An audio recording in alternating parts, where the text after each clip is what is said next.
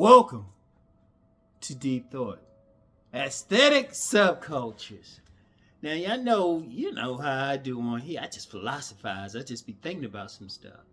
And this was actually inspired because you know how people be going in on other people's videos and stuff, talking trash. Well, it was a video. It was I ain't gonna get a dude's name, but he was going on this obese woman, right? But the obese woman, she wasn't like trying to lose weight or anything. She was proud of it. In fact, she was talking about going to this thing called FatCon. And I looked it up and I was like, oh, okay. Now, of course, you know, Rom, I promote body game and working out and being healthy and stuff. But I don't care what it is that you promote or what aesthetic you think. There's people who are like, whatever, we're gonna do what we want, we don't give a shit, and we're gonna create activities, identity, even political things behind our aesthetics. Now, I mean, and that's a common one, you know.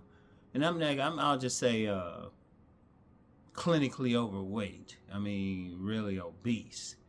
But that's just one, because I was thinking about one within the black community, the natural hair movement, where it's particularly black women who really promote just wearing their hair natural, no chemicals, nothing. And that's actually a political issue because you got several states that got laws against that, or laws protecting that rather, not so much against it, but laws protecting that.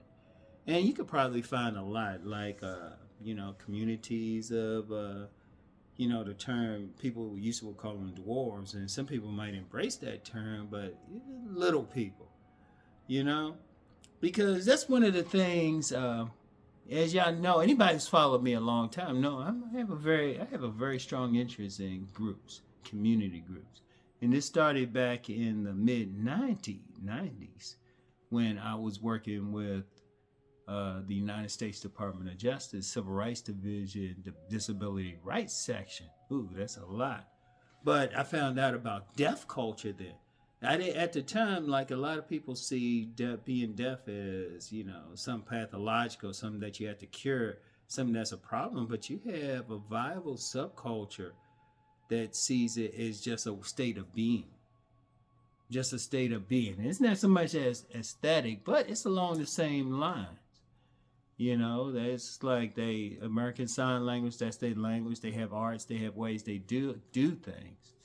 And, and that just got me interested in subcultures, period. And subcultures go along like different lines. Of course, music. Everybody knows about the music. Philosophies, attitudes, but aesthetics.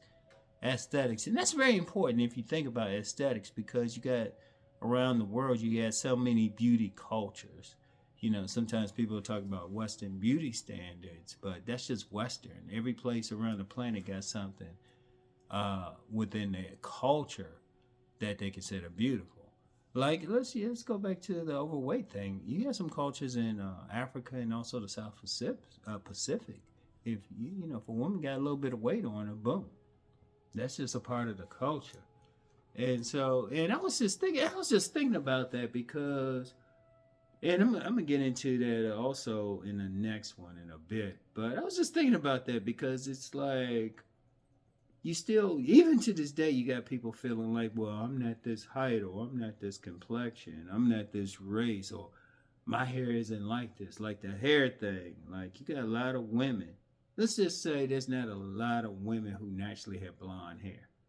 And you could say that's a culture, or some people rejecting that. Or you got, like aesthetically, you got some women, they might reject the whole idea of shaving their arms and shaving themselves, might let themselves be hairy. And that could be for political reasons and whatever. But it's just interesting because basically your physicality really is your identity. It becomes your identity if it's not your identity. And you create a whole culture around it, or find others who have it. Like you use I don't want to be disrespectful and just say the fat culture. I'll just say overweight culture. Or, well, sometimes they'll say fat acceptance. Yeah, I mean, there was an actual fat con. Now, was it greatly crowded? No. Well, not yet. But you never know how far that could go. And really, that movement has been going back for years, decades, really. Decades. So it's interesting when you think about it. It's interesting when you think about it because you got so much. I mean, people could do it on a range. In fact, there was a book I was going to write, and actually, some notes from it actually went into another book. It was fiction, but it was about a subculture, and it was really more not a parody, but a statement. And this was back in the 90s. It was going to be based on people who were extremely beautiful. Now, the only reason I didn't do it exactly like that is, like I said, it's subjective. Beauty is subjective. You know, only way it would have worked if it was objective. That's when I first saw it. It's like, oh, okay. You know, because even in the book I wrote that's kind of based on that, those eyes, that's still my perception. So it is what it is. But even then, that wasn't the whole culture. But you know, and you got a lot. You got a lot of stuff there, cause I mean, you got you just a range where people are saying, hey, you know what? It's all right to be who I am physically, and it's fascinating to me because one of the things I look at overall is communities. I look at communities, how people build communities, how they put them together, because a community is really just similar people. That's it. You want to be around people who see things the way you do. Like I mentioned, the natural hair movement in the Black community. Now I've been to a lot of events, known a lot of women who were big on it, and that's an actual community. Even to the point of people making money. You know, people making money, and like I said, it's an actual political thing as well. Anytime you have to have states that have to have ordinances just to allow women to freely wear their hair natural. You know, it's like, oh, okay. And, and overall, I would say in a society that maybe subtly tries to say this is what you have to do, this is how you have to look. And that gets into more economics, political philosophies, and all of that. But it's still something to think about. It's still something to think about. So, and you know me, and you know when like I said on this channel, it's more about thinking. It's more about thinking. You know, it's like, oh, let me think about that. You know, let me think about that. Let me show that you're actually thinking about what I'm actually talking about.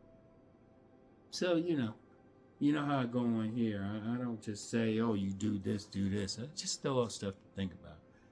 But I'll get back with y'all in the next one, because I'm going to give you some more to think about. Anyway, I'll talk to y'all. Peace and blessings.